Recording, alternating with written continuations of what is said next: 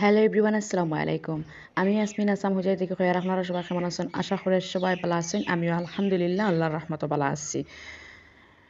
তো ইনো দেখতে পারা হাজব্যান্ডে আরি পাইপ লাগাইয়া দিছেন গাছের গোড়াত। তো জিদানে দেখতে পারা কিতা করে তারে আমি তোরা আগে গা গোসল করাইয়া আরি তারে রেডি করিয়া দিছি আর আমি তারে গা গোসল করাইয়া আমি বাথরুমে আরি গা গোসল করাত গেছি।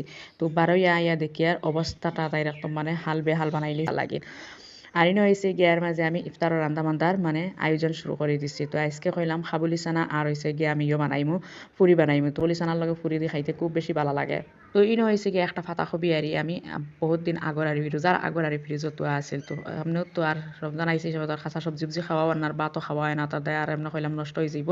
তো এইটা মানে একটা বুদ্ধি করে কইলাম পুকুরি চুকুরি বানাইলে উঠি যাই। ইনো হয়েছে গিয়ে আমি খাবুলি চানা রান্না করতাম। তো খাবুলি চানা রান্না করার লাগে হয়েছে গিয়ে খড়াই বয়ে দিছে, খড়াই গরম হয়ে গেছে। এখন হয়েছে গিয়ে আমি সরিষার তেল দিলাইছি।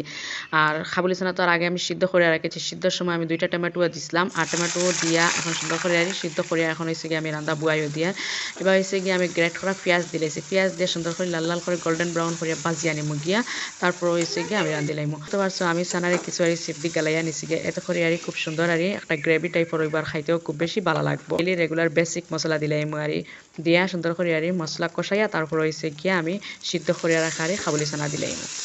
মশলা রেডি করে রাখছি হয়েছে গিয়া হলদির পাউডার, তারপরে লাল মরিচের পাউডার, লবণ আর হয়েছে ধনিয়া জিরার পাউডার দিয়া একলগে আর আমি আগে থেকে রেডি করিয়া রাখছি। এখন হয়েছে গিয়া আর মশলা দিয়া একটু পানি দিয়া আবারও বালামতে আর কষাই আনিমু গিয়া।